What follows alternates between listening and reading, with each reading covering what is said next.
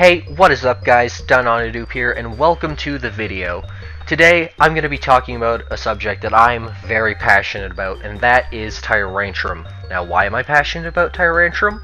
Because this is my favorite Pokemon of all time. I don't think there's going to be anything that can top this Pokemon in future generations. So, today, I'm going to be giving you a goddamn autopsy report about why I think Tyrantrum is the best Pokemon ever. To begin, let's look at the most obvious part about what makes someone's favorite Pokemon their favorite Pokemon. Its design. You've got your basic components to a T-Rex, like the big head, small arms, long tail, blah blah blah. That's cool in and of itself, but it's the more minor and often overlooked features that make Tyrantrum so much cooler to me, like its head crest. This crest is in the shape of a crown, which is an obvious nod to the T-Rex's name meaning Tyrant Lizard King. However, the crest could also serve as a reference to other members in the Tyrannosaur family, as some of them have head crests or horns for use like intimidation, attracting mates, or just shading themselves from the sun. But backing up a bit and going to the whole king thing, Tyrantrum's crown isn't the only part of its design to evoke a sense of royalty. Its feathered collar is reminiscent of a cape or a fluffy coat that kings would wear hundreds of years ago, while also alluding to theropods like the T-Rex having feathers on their bodies. And since many people think of feathered dinosaurs as underwhelming or not that scary, this was a perfect design choice for Tyrantrum. This isn't the only fluff that Tyrantrum has, however, as it also has what looks to be a white beard, again solidifying the fact that this thing was designed off royalty and as a possible nod to dinosaurs being really old. Now, one thing about Tyrantrum's design that I've never seen discussed that's really interesting to me is the build of its body in general. I know that sounds stupid, because you're probably thinking, how can you not know the build of its body? It's the main fucking part of the design, you fucking idiot. Kill yourself, you pandering stupid motherfucker. But hear me out. While Tyrantrum is undoubtedly 100% a Tyrannosaurus Rex Pokemon, it also bears a striking resemblance to an old prehistoric fish that existed 358 million years ago. I am of course talking about the Dunkleosteus. The Dunkleosteus was a huge armored fish that ruled the oceans that lived in millions of years ago, similar to how a T-Rex or Tyrantrum would have on land. It also had a giant head like a Tyrannosaur, and instead of having traditional teeth, its teeth were actually grown extensions of its own skull, just like what Tyrantrum has on its top jaw.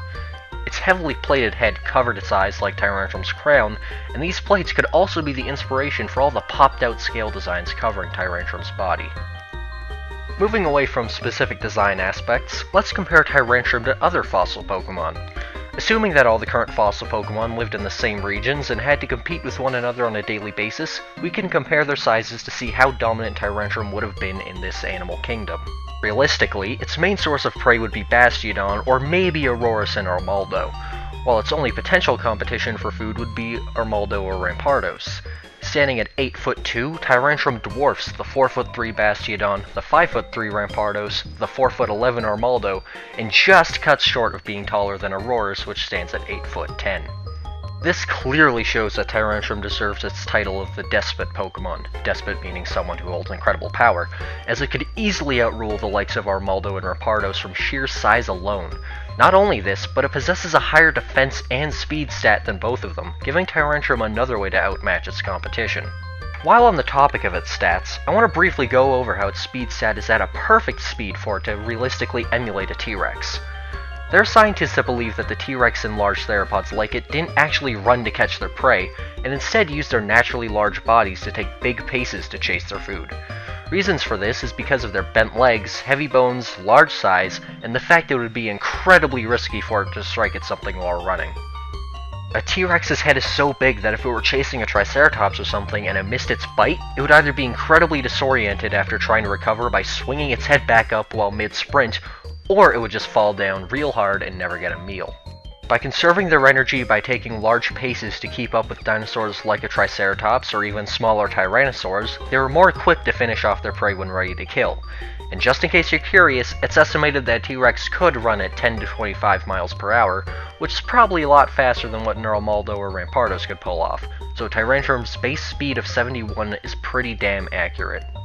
While it isn't really about its stats, I'd also like to point out how its abilities complement its design perfectly, those being Strong Jaw and Rockhead. T-Rexes are estimated to have a bite force of 8,000 pounds, and having a naturally huge head the shape of a brick is obviously why Tyrantrum can have Rockhead.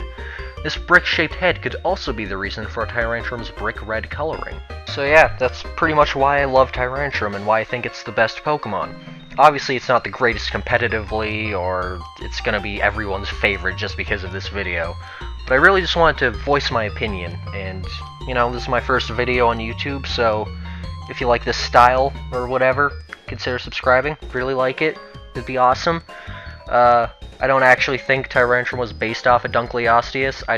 It's probably just a coincidence, honestly. But yeah, Tyrantrum is really cool, and I hope that you guys like and subscribe. Again, I know I've said that, but you know what? I need that, because fucking, I don't know, Adpocalypse.